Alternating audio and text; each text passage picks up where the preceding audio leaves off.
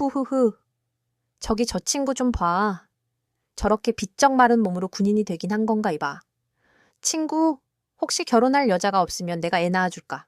우월한 유전자로 개량 좀 해줘야지. 안 그래? 소란스러운 주저만.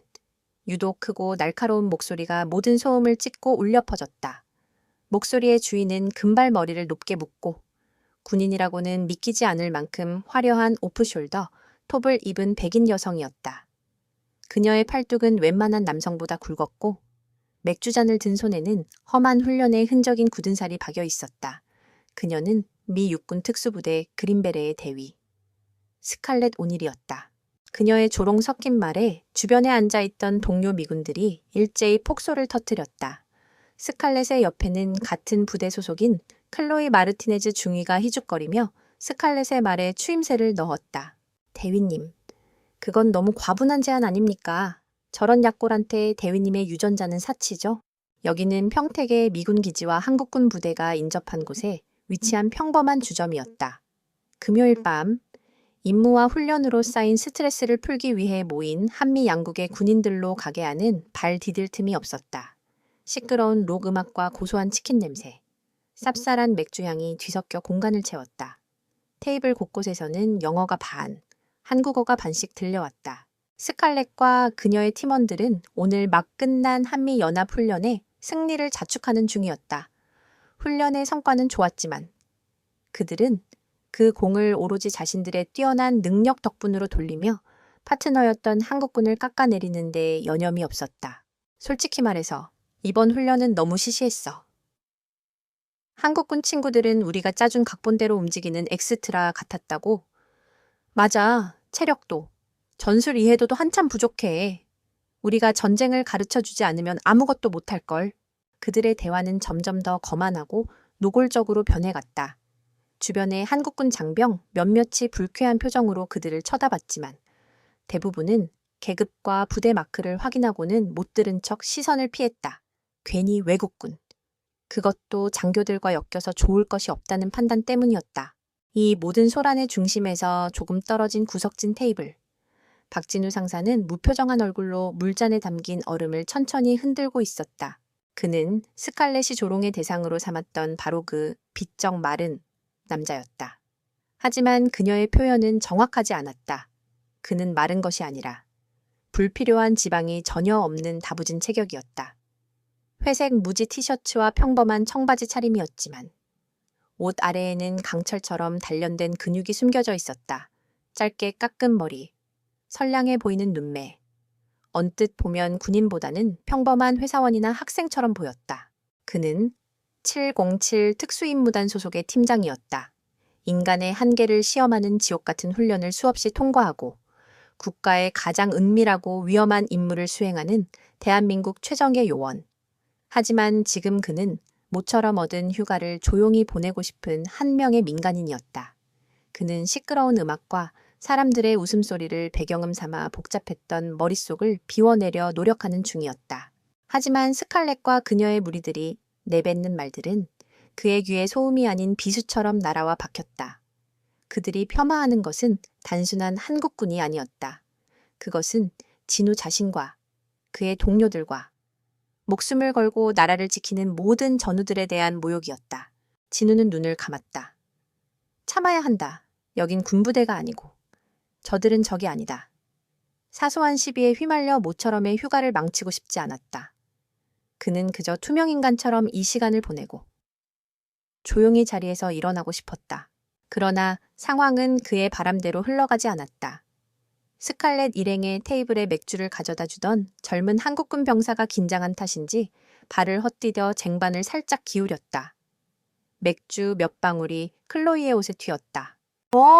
죄송합니다. 카투사로 보이는 젊은 병사가 새파랗게 질린 얼굴로 허리를 숙였다. 클로이는 질색하는 표정으로 옷에 튄 맥주를 털어내며 소리쳤다. 이 멍청한 놈이 눈은 어디다 달고 다니는 거야 이것 봐. 비싼 옷인데. 스칼렛은 기다렸다는 듯이 비웃음을 터뜨렸다. 클로이, 뭘 기대한 거야 저들 수준이 다 그렇지? 전장에서는 총알도 제대로 못 피할 녀석들이야. 고작 맥주잔 하나 제대로 못 드는 게 당연하잖아. 모욕적인 말이 주점 전체에 울려 퍼졌다. 젊은 병사는 얼굴이 새빨개져서 어쩔 줄을 몰라 했다. 그는 그저 죄송합니다. 라는 말만 반복할 뿐이었다. 그때였다. 지금까지 미동도 없이 앉아있던 구석자리의 남자가 조용히 자리에서 일어섰다. 박진우는 더 이상 참을 수 없었다. 그의 휴가는 방금 끝났다. 그는 고개 숙인 어린 병사와 오만하게 그를 내려다보는 스칼렛 일행을 향해 천천히, 하지만 망설임 없는 걸음으로 다가갔다. 주점 안의 모든 시선이 조용한 그의 움직임에 집중되기 시작했다. 박진우의 등장은 시끄럽던 주점 안에 미묘한 정적을 만들었다. 사람들은 하던 이야기를 멈추고 술잔을 든 채로 무슨 일이 벌어질지 지켜보았다. 대부분의 사람들은 저 평범해 보이는 남자가 곧 험한 꼴을 당하리라 예상했다. 상대는 누가 봐도 훈련으로 다져진 미군 특수부대 장교들이었고 그것도 2명이나 되었다. 진우는 아랑곳하지 않고 스칼렛의 테이블 앞에 섰다. 그는 먼저 겁에 질린 카투사 병사의 어깨를 가볍게 두드려 주었다. 단단하고 믿음직스러운 손길에 젊은 병사는 자기도 모르게 침을 꿀꺽 삼켰다. 그러고 나서 진우는 스칼렛과 클로이를 향해 시선을 돌렸다. 그의 눈빛에는 어떤 감정도 실려있지 않았다. 분노도, 두려움도 아닌. 그저 고요한 연못과 같은 평온함이 담겨 있었다. 그는 완벽한, 억양 하나 없는 영어로 입을 열었다.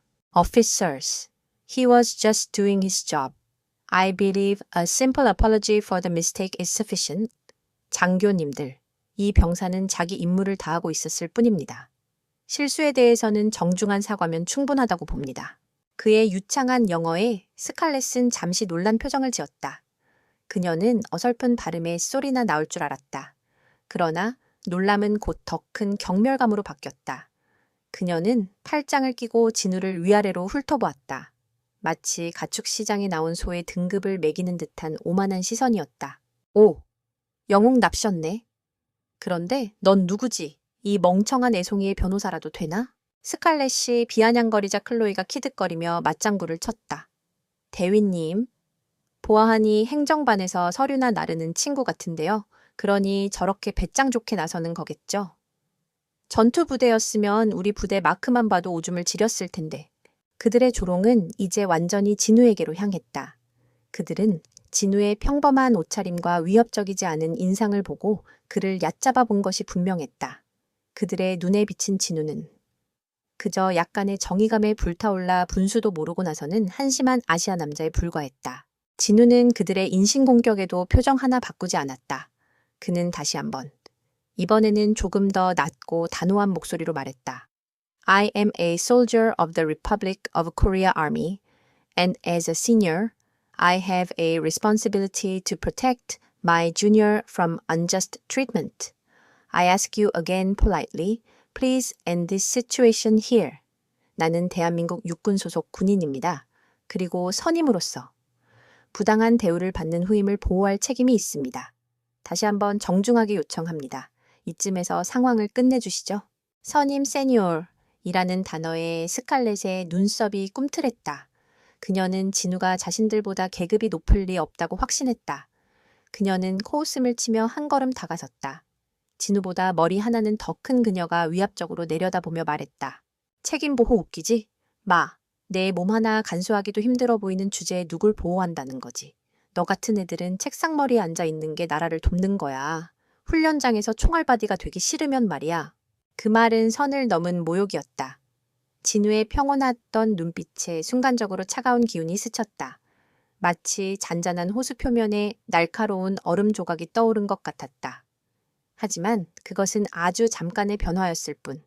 그는 다시금 감정을 드러내지 않았다. 그의 침묵은 스칼렛의 오만함을 더욱 부채질했다. 그녀는 자신이 완전히 상대를 압도하고 있다고 생각했다. 그녀는 진우의 어깨를 손가락으로 툭툭 치며 조롱을 이어갔다. 왜?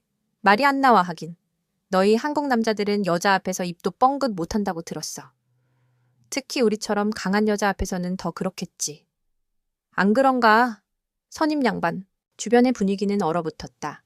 몇몇 한국군 장병들은 주먹을 꽉 쥐었지만 선뜻 나서지 못했다.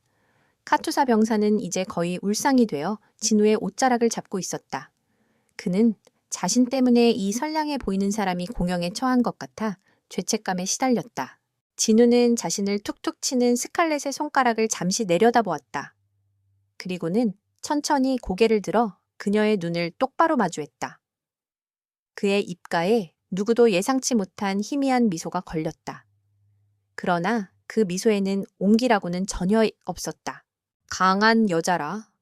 글쎄, 그건 직접 겪어보기 전까지는 모르는 법이지. 그것은 경고였다. 하지만 자만심에 가득 찬 스칼렛과 클로이는 그 의미를 알아채지 못했다.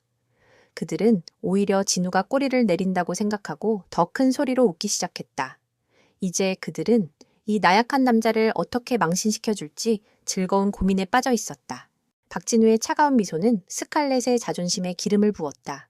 그녀는 이 왜소한 아시아 남자가 감히 자신을 상대로 여유를 부리는 것을 용납할 수 없었다. 그녀가 직접 손을 쓰기 전에 옆에 있던 클로이가 대위의 심기를 알아채고 나섰다. 어머, 죄송해요. 손이 미끄러졌네. 클로이는 들고 있던 맥주잔을 진우의 가슴팍을 향해 실수인 척 기울였다. 차가운 맥주가 와락 쏟아지며 진우의 회색 티셔츠를 흠뻑 적셨다. 맥주 거품이 뚝뚝 바닥으로 떨어졌다. 젖은 티셔츠가 몸에 착 달라붙자 그 아래 감춰져 있던 단단하고 잘게 조각난 근육의 윤곽이 희미하게 드러났지만 술에 취하고 오만함에 눈이 먼 두 여성 장교는 그것을 알아채지 못했다. 모두의 시선이 진우에게 쏠렸다. 보통 사람이라면 화를 내거나 욕설을 내뱉었을 상황이었다. 하지만 진우의 반응은 모두의 예상을 벗어났다. 그는 젖은 자신의 옷을 한번 내려다보았을 뿐 어떤 동요도 보이지 않았다.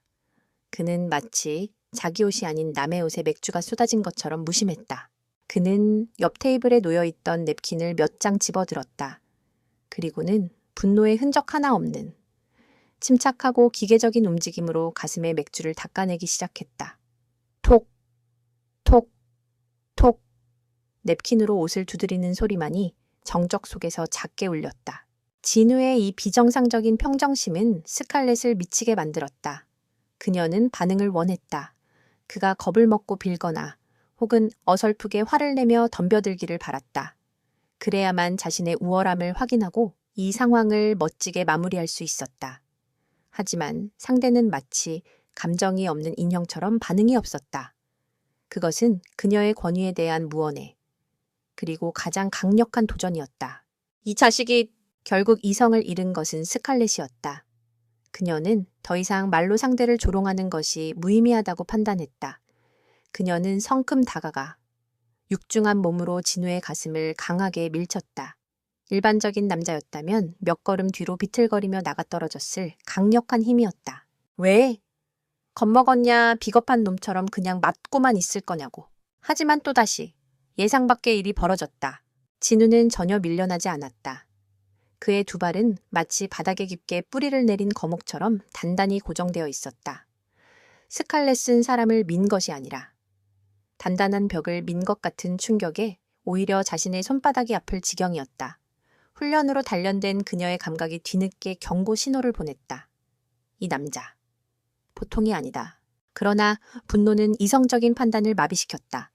그녀는 자신의 힘이 통하지 않았다는 사실에 더욱 격분했다. 그녀는 다시 한번 진우를 밀치며 소리쳤다. 대답해. 이 쓰레기 같은 노마 내놓은 부대는 이런 상황에서 입 다물고 있으라고 가르치나? 주점의 공기는 이제 칼날처럼 날카로워졌다. 음악은 이미 오래전에 멈췄다. 사람들은 숨을 죽인 채 금방이라도 터질 듯한 이 대치를 지켜보고 있었다.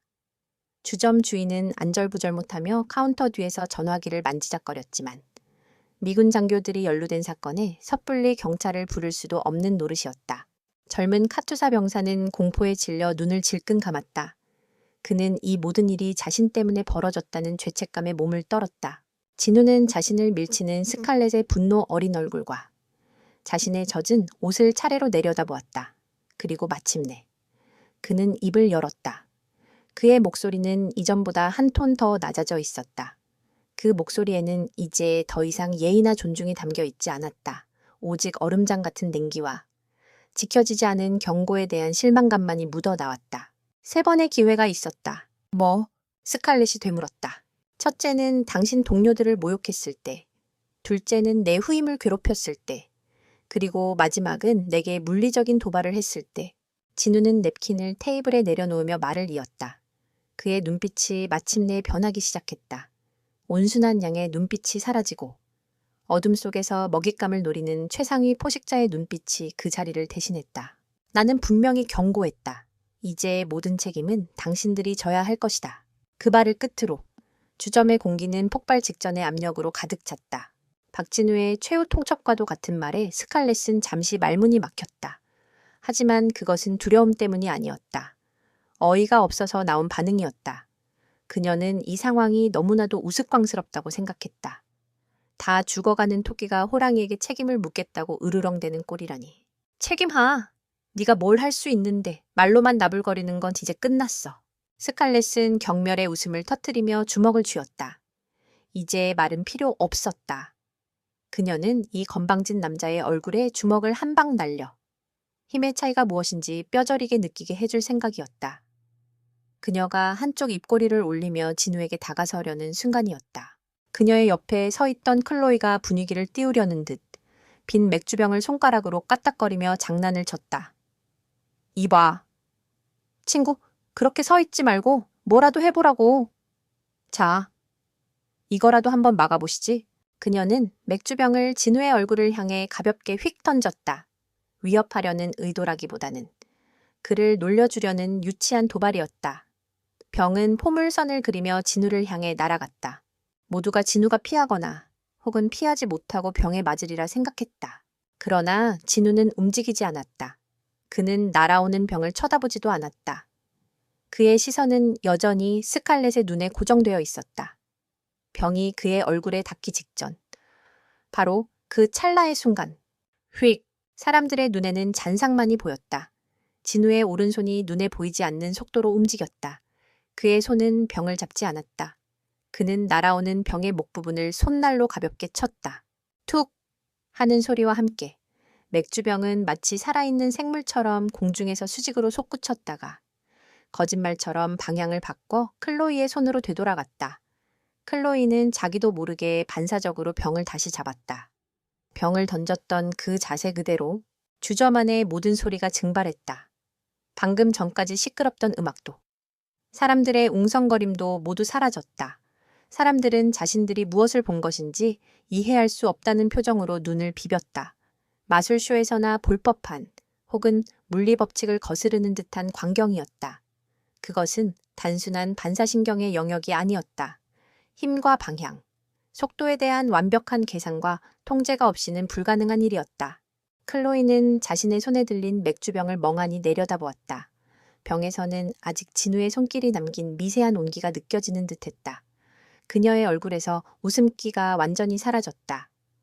스칼렛 역시 충격에 휩싸여 굳어 있었다. 그녀의 훈련받은 뇌가 방금 본 현상을 분석하려 했지만 불가능이라는 결론 외에는 아무것도 내놓지 못했다. 가장 먼저 침묵을 깬 것은 한쪽 구석에 앉아있던 나이 지긋한 한국군 부사관이었다. 저건 특공무술인가?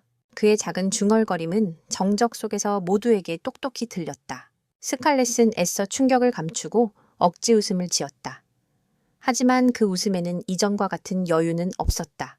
미세한 떨림이 섞여 있었다. 운이 좋았네. 잔재주 좀 부릴 줄 아는군. 하지만 그런 서커스로 우릴 이길 수 있을 거라고 생각하지 마. 그녀는 스스로를 다그치듯 말했다. 저건 속임수이거나 우연일 뿐이라고. 자신은 미 육군 최전계 부대원이며 저런 왜소한 남자에게 겁을 먹을 리가 없다고. 진우는 그들의 반응에 아무런 관심도 없었다. 그는 자신의 손을 한번 폈다 쥐었다. 마치 몸을 풀듯이. 그리고는 마침내 스칼렛에게 고정했던 시선을 거두고 나지막이 말했다. 그 목소리는 마치 깊은 동굴 속에서 울려 나오는 것처럼 낮고 서늘했다. 제주는 이제부터 시작이다. 그의 말이 끝나자마자 진우의 주변 공기가 변했다. 이전까지의 평범하고 온순한 기운은 온데간데 없이 사라지고 날카롭게 벼려진 칼날 같은 살기 샤치가 그의 몸에서 뿜어져 나오기 시작했다. 그것은 수많은 실전과 생사의 고비를 넘나든 자만이 가질 수 있는 순도 높은 투기 도치였다. 스칼렛과 클로이는 본능적으로 뒷걸음질 쳤다. 그들의 몸이, 그들의 군인으로서의 감각이 비명을 지르고 있었다. 도망쳐, 저자는 위험하다. 군인으로서의 본능이 울리는 경고음과 최강이라는 자부심 사이에서 스칼렛은 후자를 택했다. 그녀는 자신의 두려움을 분노로 치환했다. 여기서 물러서는 것은 미 육군 그린베레의 명예에 먹칠을 하는 것이라고. 이깟 아시아 남자 하나의 기세에 눌리는 것은 있을 수 없는 일이라고 스스로를 세뇌했다. 죽었어. 스칼렛은 야수와 같은 함성을 내지르며 진우에게 달려들었다. 그것은 단순한 싸움이 아니었다. 그녀는 특수부대에서 배운 근접 전투술 CQC의 모든 것을 담아 상대를 제압하려 했다. 목표는 진우의 멱살, 일단 붙잡기만 하면 자신의 압도적인 완력으로 그를 바닥에 매다 꽂을 수 있으리라 확신했다. 그녀의 움직임은 빠르고 위협적이었다. 일반인이라면 반응조차 하지 못하고 당했을 것이다. 그러나 그녀의 손이 진우의 옷깃에 닿으려던 바로 그 순간 진우의 몸이 옆으로 반포, 아주 미세하게 움직였다. 그것은 회피가 아니었다. 그녀의 공격 범위 안으로 오히려 파고드는 움직임이었다. 스칼렛이 의아함을 느낄 새도 없이 진우의 손이 부드럽게 그녀의 손목 안쪽을 감쌌다. 맞거나 치는 것이 아닌 그저 흐르는 물처럼 그녀의 힘의 방향을 안내하는 동작이었다. 다음 순간 스칼렛은 자신의 몸이 더 이상 자신의 것이 아님을 깨달았다. 그녀는 전력을 다해 앞으로 돌진하고 있었지만 진우의 작은 손길 하나에 그 모든 힘이 엉뚱한 방향으로 흘러가 버렸다. 그녀의 몸은 거대한 원을 그리듯 빙그르르 돌았고 앞으로 향하던 엄청난 운동 에너지는 그대로 그녀를 덮쳤다. 그녀는 비명조차 지르지 못했다. 그녀의 몸은 통제 불능 상태로 자신이 방금 전까지 앉아있던 테이블의 의자를 향해 날아갔다. 쿼당. 요란한 소리와 함께 스칼렛은 의자 위로 나가떨어졌다. 다행히 진우가 힘을 조절한 덕에 심각한 부상은 없었지만 극심한 충격과 당혹감에 그녀는 잠시 숨을 쉬는 것조차 잊었다. 그녀는 자신이 어떻게 당했는지 전혀 이해할 수 없었다. 주먹을 쓴 것도, 발로 찬 것도 아니었다. 그는 그저 손을 살짝 댔을 뿐인데 산사태와도 같았던 자신의 돌진이 거짓말처럼 무력화되었다. 주저마는 이제 완벽한 침묵에 휩싸였다. 바닥에 바늘 하나 떨어져도 그 소리가 들릴 것만 같았다. 방금 전까지 진우를 걱정스럽게 혹은 비웃으며 쳐다보던 모든 이들이 입을 떡 벌린 채 굳어 있었다. 그들은 자신들의 눈으로 보고도 믿을 수 없는 광경에 완전히 압도당했다. 이 모든 소동의 중심에 서 있는 진우는 마치 아무 일도 없었다는 듯 평온했다. 그는 넘어진 스칼렛에게는 눈길조차 주지 않았다. 그는 천천히 자신의 뒷주머니에서 낡은 가죽 지갑을 꺼냈다. 딸깍! 지갑을 여는 소리가 정적 속에서 유난히 크게 울렸다. 그는 지갑 안에서 검은색 플라스틱 카드 한 장을 꺼내 테이블 위에 가볍게 내려놓았다. 책! 그것은 신분증이었다. 검은 바탕에 흰 글씨로 새겨진 대한민국 육군 신분증. 하지만 평범한 신분증이 아니었다. 카드의 상단 중앙에는 금방이라도 포효하며 뛰쳐나올 듯한 용맹한 백호 바이후의 문양이 선명하게 박혀 있었다. 그리고 그 아래에는 보는 이의 심장을 멎게 할 만한 글자들이 새겨져 있었다. 대한민국 육군 특수전사령부 제707 특수임무단 계급 상사 성명 박진우. 가장 가까이에서 그것을 본 것은 겁에 질려있던 젊은 카투사 병사였다. 그는 카드의 글자를 읽는 순간 눈이 찢어질 듯 커졌다. 그의 입에서 경악과 경외심이 뒤섞인 작은 탄식이 새어나왔다. 707. 그의 중얼거림은 작았지만 침묵 속에서는 충분히 멀리까지 퍼져나갔다. 그 말을 들은 주점 안에 모든 한국군 장병들의 표정이 순식간에 변했다. 놀람, 불신, 그리고 이내 확신에 찬 경외감. 707이라고 설마 저분이 그 백호부대? 말도 안 돼. 우리가 지금 누굴 본 거야. 웅성거림이 파도처럼 번져나갔다. 707 특수임무단. 대한민국 군인이라면, 아니 군에 대해 조금이라도 아는 사람이라면 누구나 그 이름이 가진 무게를 안다. 국가가 보유한 최강의 검이자 가장 날카로운 창, 대테러, 요인 암살, 적지 종심 침투 등 가장 위험하고 은밀한 작전을 수행하는 살아있는 전설들. 그들은 유령이었고 그림자였다. 그런 존재가 지금 평범한 주점 안에서 자신들의 눈앞에 서 있었다. 의자에 처박힌 채 멍하니 있던 스칼렛은 사람들의 웅성거림과 그 안에 담긴 경외의 의미를 뒤늦게 알아차렸다. 그녀의 얼굴에서 핏기가 가시기 시작했다. 그녀는 자신이 얼마나 끔찍하고 돌이킬 수 없는 실수를 저질렀는지 깨닫기 시작했다. 그녀는 그저 한 명의 나약한 군인을 건드린 것이 아니었다. 그녀는 잠자고 있던 호랑이의 콧수염을 건드린 것이었다. 707. 그 세 글자가 스칼렛의 뇌리에 박혔다. 미군 내에서도 전설처럼 여겨지는 대한민국 최강의 부대.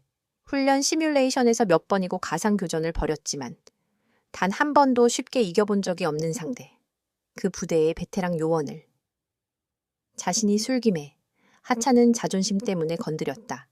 등골을 타고 오르는 것은 두려움이었다. 하지만 두려움보다 더 큰 것은 수치심이었다. 부하인 클로이와 수많은 장병들이 지켜보는 앞에서 저 남자에게 농락당하고 이제 와서 정체를 알았다고 꼬리를 내리고 사과를 한다. 그것은 스칼렛 오닐 대위의 자존심이 허락하지 않았다. 이성은 이미 마비된 지 오래였다. 그녀는 부서진 자존심을 지키기 위한 마지막 발악을 선택했다. 클로이, 스칼렛이 외마디 비명을 지르듯 부하의 이름을 불렀다. 그것은 신호였다. 클로이 역시 이성을 잃기는 마찬가지였다. 그녀는 존경하는 상관이 무너지는 것을 보고 이성을 잃었다. 두 사람은 눈빛을 교환했다. 그들의 눈에는 더 이상 상대를 얕보는 오만함이 아닌 모든 것을 건 야수의 도끼만이 서려 있었다. 네가 칠레겜 칠이든 뭐든 여기서 끝장을 보자. 스칼렛은 낮은 자세로 진우의 하체를 향해 태클을 시도했다. 중심을 무너뜨려 넘어뜨린 후 상위 포지션을 점유하려는 전형적인 특수부대식 제압술이었다. 동시에 클로이는 진우의 상체를 노리고 주먹을 휘두르며 달려들었다. 위아래에서 동시에 들어오는 협공, 훈련받지 않은 사람이라면 절대로 피할 수 없는 완벽한 연계 공격이었다. 하지만 그들의 상대는 박진우였다. 스칼렛이 발목을 잡기 위해 손을 뻗는 순간 진우의 몸이 종이 한 장 차이로 옆으로 스르륵 비껴났다. 그는 발을 땅에서 거의 떼지 않은 채 미끄러지듯 움직였다. 태클을 피한 그의 오른손이 번개처럼 스칼렛의 목덜미를 향해 날아갔다. 그러나 때리는 것이 아니었다. 그의 손날은 경동맥 옆에 위치한 급소를 정확하고 간결하게 눌렀다. 스칼렛은 비명도 지르지 못했다. 목덜미에 짜릿한 충격이 퍼지면서 오른쪽 팔다리의 감각이 순간적으로 사라졌다. 몸의 절반이 마비된 그녀는 균형을 잃고 그대로 앞으로 고꾸라졌다. 그 모든 것이 1초도 안 되는 사이에 일어났다. 진우는 고꾸라지는 스칼렛에게는 더 이상 신경 쓰지 않았다. 클로이의 주먹이 이미 그의 관자놀이를 향해 날아오고 있었기 때문이다. 진우는 상체를 살짝 뒤로 젖혀 주먹을 피하는 동시에 왼팔을 뱀처럼 휘감아 클로이의 팔을 낚아챘다. 악! 클로이의 입에서 고통스러운 비명이 터져 나왔다. 진우는 그녀의 팔꿈치와 손목 관절을 동시에 꺾는 극도로 고통스럽지만 뼈를 부러뜨리지는 않는 정교한 관절기를 시도했다. 클로이의 공격 의지는 순식간에 녹아내렸다. 그녀는 팔이 뽑혀 나가는 듯한 고통에 몸부림쳤다. 진우는 거기서 멈추지 않았다. 그는 클로이의 팔을 잡은 채로 몸을 회전시키며 그녀의 다리를 걸었다. 중심을 잃은 클로이는 속수무책으로 바닥에 나뒹굴었다. 콩! 클로이는 스칼렛의 바로 옆에 쓰러졌다. 2명의 미군 최정예 여성 장교가 전투가 시작된 지 불과 5초도 되지 않아 바닥에 무력하게 쓰러져 있었다. 한 명은 몸의 절반이 마비된 채로 다른 한 명은 극심한 관절통에 신음하며 진우는 싸늘한 눈으로 그들을 내려다보았다. 그의 티셔츠는 여전히 맥주에 젖어 있었지만 그의 호흡은 조금도 흐트러지지 않았다. 그는 마치 산책을 하다가 길가의 돌멩이를 툭 걷어찬 것처럼 태연했다. 주저마는 완전한 무음의 공간이 되었다. 사람들은 숨 쉬는 것조차 잊었다. 이것은 싸움이 아니었다. 일방적인 진압이었다. 예술의 경지에 오른 무술 시범을 보는 듯한 압도적이고 완벽한 제압이었다. 젊은 카투사 병사는 입을 해 벌린 채 눈앞의 남자를 거의 신을 보는 듯한 눈빛으로 올려다보고 있었다. 저것이 바로 대한민국 육군 최강의 존재, 인간병기라 불리는 사나이의 모습이었다. 진우는 바닥에서 신음하는 두 여자를 향해 마지막으로 한마디를 던졌다. 특수부대원의 명예는 계급이나 완력이 아니라 절제와 통제에서 나온다. 당신들은 그 자격이 없다. 그는 말을 마친 후 다시 주머니에서 자신의 스마트폰을 꺼내 들었다. 그리고는 익숙한 번호 하나를 눌렀다. 이제 이 어리석은 소동을 마무리할 시간이었다. 주저만의 시간은 멈춘 듯했다. 바닥에 쓰러져 신음하는 두 명의 미군 장교, 그리고 그들을 그림자처럼 내려다보는 박진우, 그 외의 모든 사람들은 이 비현실적인 장면의 일부가 된 조각상처럼 굳어 있었다. 진우는 자신의 스마트폰 화면을 켰다. 그의 손가락은 망설임 없이 단축번호 1번을 길게 눌렀다. 화면에는 단결이라는 두 글자만 짧게 떴다. 신호음은 단 3번 울렸다.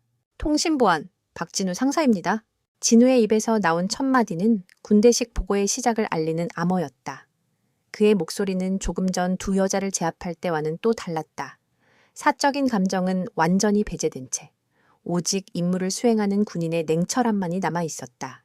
전화기 너머에서 낮고 권위 있는 목소리가 무언가 짧게 답했다. 주점 안에서는 그 소리가 들리지 않았지만 진우의 다음 말을 통해 상대가 누구인지 짐작할 수 있었다. 예, 중령님, 현재 휴가 중 평택시 인근 프라이데이 주점에서 민간인 신분으로 체류하고 있었습니다. 진우는 바닥에 쓰러진 스칼렛과 클로이를 힐끗 내려다보며 말을 이었다. 그의 보고는 군더더기 없이 간결하고 정확했다. 주점 내에서 미 육군 특수부대 소속 장교 2명이 아군 카투사 병사를 상대로 폭언 및 위협을 가하는 상황이 발생했습니다. 이에 개입하는 과정에서 본인에 대한 물리적 공격이 있었고 현재 공격자 2명을 제압하여 신병을 확보한 상태입니다. 전화기 너머에서 잠시 침묵이 흘렀다. 아마도 상황의 심각성을 파악하는 중일 것이다. 곧이어 무언가 질문이 날아온 듯 진우가 대답했다. 공격자는 미 육군 그린벨의 소속 스칼렛 오닐 대위와 클로이 마르티네즈 중위로 신원 확인됐습니다. 아군 및 본인의 피해는 없습니다. 다만 상대 측은 약간의 타박상 및 관절 통증을 호소하고 있으나 군의관의 조치가 필요한 수준은 아닌 것으로 판단됩니다. 그의 보고는 철저히 객관적이었다. 그는 자신이 당한 모욕이나 그들의 오만함에 대해서는 한마디도 언급하지 않았다. 오직 사실, 팩트만을 전달했다. 그것이 오히려 상황의 심각성을 더욱 극대화했다. 707의 베테랑 팀장이 제압이라는 단어를 사용했다는 것 자체가 이미 보통 사건이 아님을 의미했다. 예, 알겠습니다. 현장에서 대기하며 부대 조치를 기다리겠습니다. 당열, 진우는 짧게 마지막 격례 구호를 외치고 통화를 끊었다. 그는 스마트폰을 다시 주머니에 넣고 팔짱을 낀 채 우뚝 섰다. 마치 아무 일도 없었다는 듯. 그는 버스를 기다리는 사람처럼 조용히 기다림의 자세에 들어갔다. 그의 이 침착한 행동이 주점 안에 있는 사람들에게는 그 어떤 폭력보다 더 큰 공포와 위압감을 주었다. 특히 스칼렛과 함께 온 미군 병사들은 얼굴이 하얗게 질려 있었다. 그들은 이제 이 상황이 단순한 술집 시비가 아님을 깨달았다. 707의 현역 팀장이 직속상관으로 보이는 중령에게 직접 보고를 했다. 그것도 미군 장교에 의한 공격이라는 제목으로. 이것은 이제 두 사람의 개인적인 문제가 아니라 부대와 부대, 나아가 국가와 국가 간의 문제로 비화될 수 있는 중대 사안이었다. 바닥에 쓰러져 있던 스칼렛과 클로이는 절망감에 눈을 감았다. 그들은 진우의 입에서 자신들의 이름과 계급, 소속 부대가 정확하게 보고되는 것을 똑똑히 들었다. 군인에게 있어 자신의 신원이 그런 식으로 상부에 보고된다는 것이 무엇을 의미하는지 그들은 누구보다 잘 알고 있었다. 고통은 이미 잊었다. 그보다 더한 자신의 모든 것을 잃게 될 것이라는 차가운 공포가 온몸을 휘감았다. 시간이 얼마나 흘렀을까? 1분 아니면 2분 고요한 주점 밖에서 희미한 소리가 들려오기 시작했다. 처음에는 아주 작게 들리던 소리는 시간이 지날수록 점점 더 크고 선명해졌다. 그것은 경찰차의 사이렌 소리와는 미묘하게 다른 군용 차량 특유의 날카로운 경광등 소리였다. 그리고 그 소리는 하나가 아니었다. 여러 대의 차량이 마치 약속이나 한 듯이 이 작은 주점을 향해 전속력으로 달려오고 있었다. 심판의 시간이 다가오고 있었다. 사이렌 소리는 불과 2, 3분 만에 주점, 바로 앞에서 멈췄다. 끼익 하는 날카로운 타이어 마찰음과 함께 여러 대의 차량이 멈춰 서는 소리가 들렸다. 주점의 유리창이 미군의 흰색 MP 헌병 차량과 한국군 안보지원사령부의 검은색 SUV에서 뿜어져 나오는 경광등 불빛으로 번갈아 물들었다. 꽝꽝. 차 문이 거칠게 열리고 닫히는 소리와 함께 다수의 군화 발자국 소리가 가게 입구로 몰려들었다. 곧이어 육중한 체구의 미군 헌병들이 먼저, 그리고 사복 차림이지만 온몸에서 날카로운 기운을 뿜어내는 안보지원사 요원들이 뒤이어가게 안으로 들이닥쳤다. 그들은 일사불란하게 움직였다. 미군 헌병들은 자국 병사들이 연루된 사건 현장을 통제했고, 안보지원사 요원들은 날카로운 눈으로 주점 내부를 스캔하며 상황을 파악했다. 평범했던 금요일 밤의 주점은 순식간에 군사작전 지역처럼 변해버렸다. 그리고 잠시 후 2명의 고위 장교가 모습을 드러냈다. 한 명은 미 육군 전투복에 대령 커널 계급장을 단 백발이 성성한 미군 지휘관이었다. 그의 얼굴에는 당혹감과 깊은 우려가 서려 있었다. 다른 한 명은 진우가 통화했던 바로 그 사람, 반듯한 한국군 전투복 차림의 중령 르테넌 커널이었다. 그의 표정은 차갑게 굳어 있었지만 눈빛은 그 무엇보다 침착했다.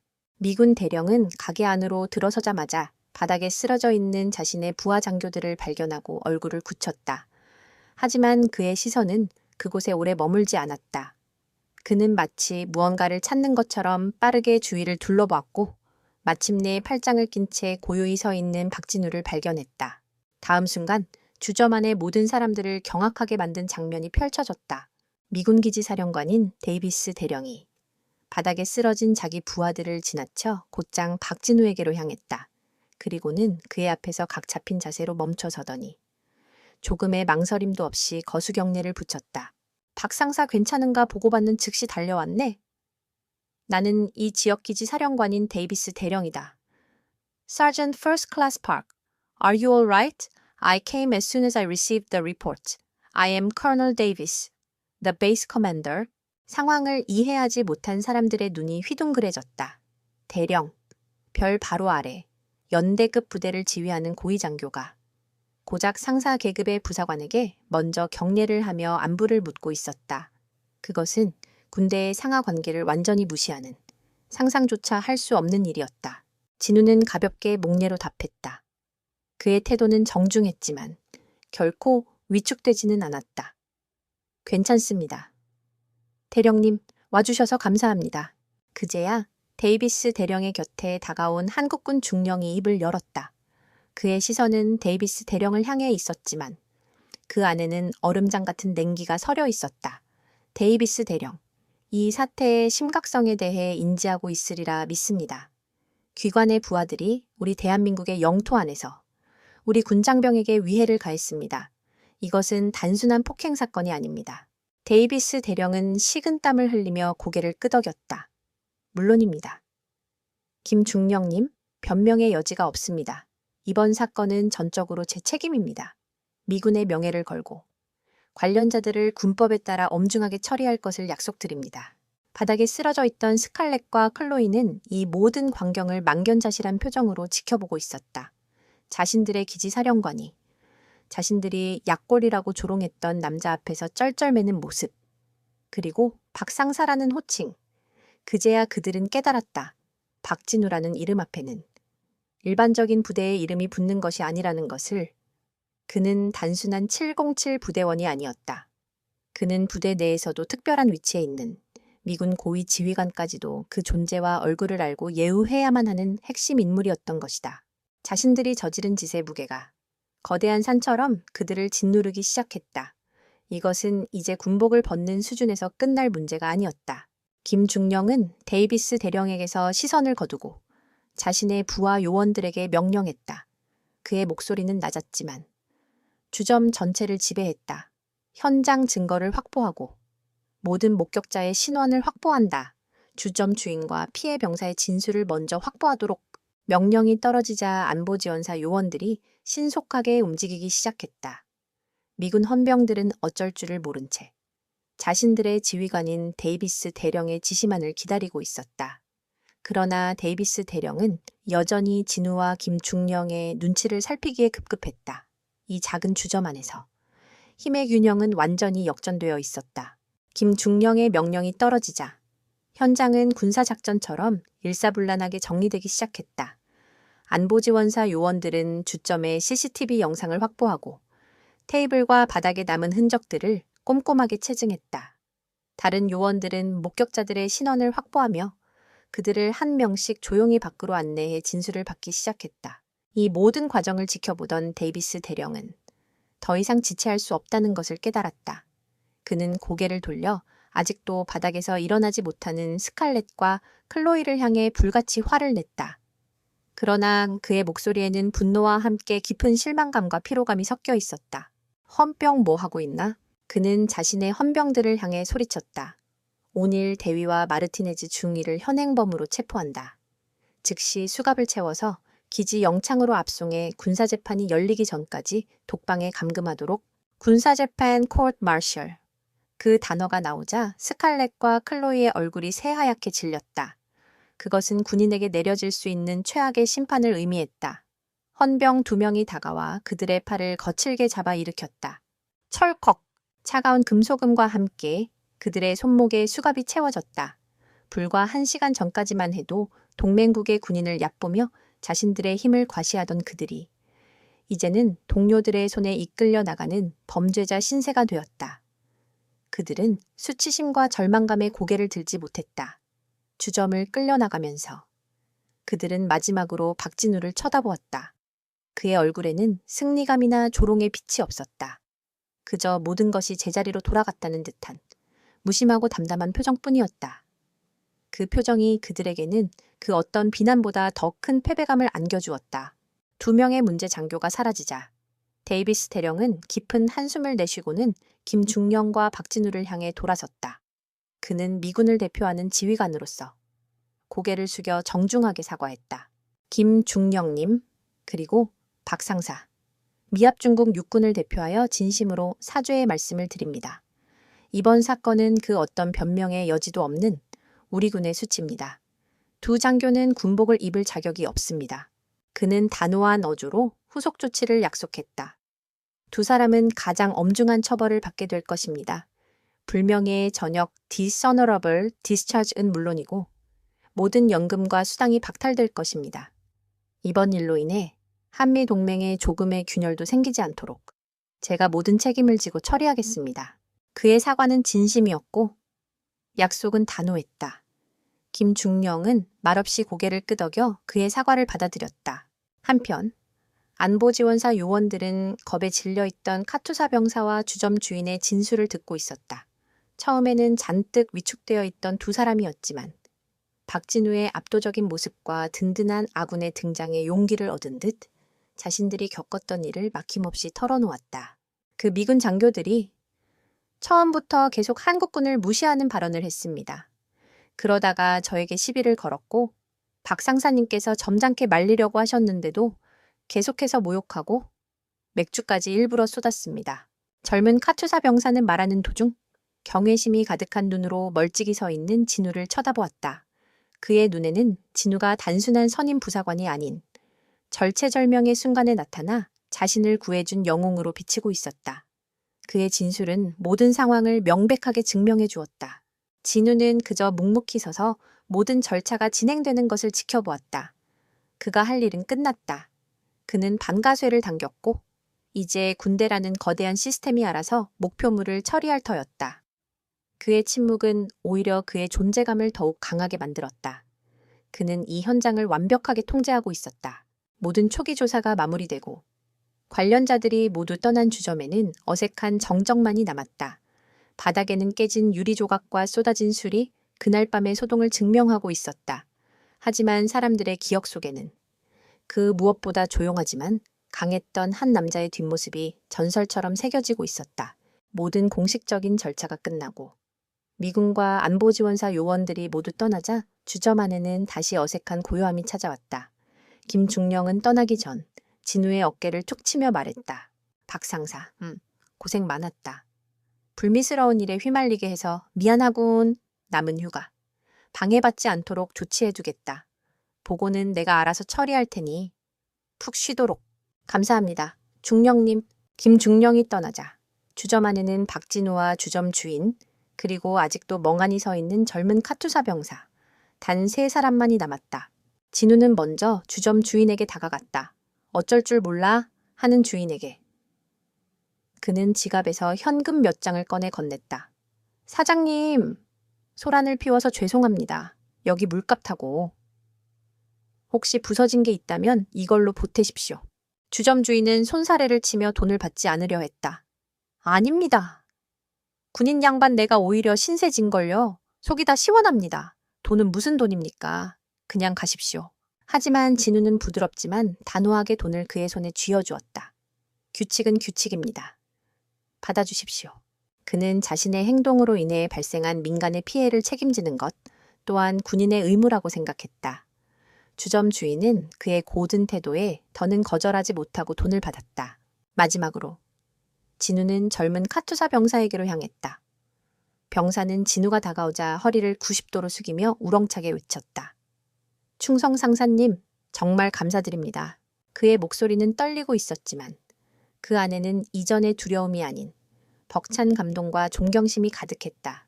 진우는 희미하게 미소를 지으며 그의 어깨를 두드려 주었다. 어깨 진우의 나직한 말에 병사는 천천히 허리를 들었다. 네가 입고 있는 그 군복을 부끄러워하지 마라. 그리고 네 자신을 약하다고 생각하지도 마라. 네가 바로 대한민국 그 자체다. 자부심을 가져. 그 말은 젊은 병사의 가슴에 깊은 울림을 남겼다. 그는 눈시울이 뜨거워지는 것을 느끼며 힘차게 대답했다. 예, 명심하겠습니다, 충성. 진우는 만족스럽게 고개를 끄덕였다. 그는 이제 모든 것이 제자리로 돌아왔다고 생각했다.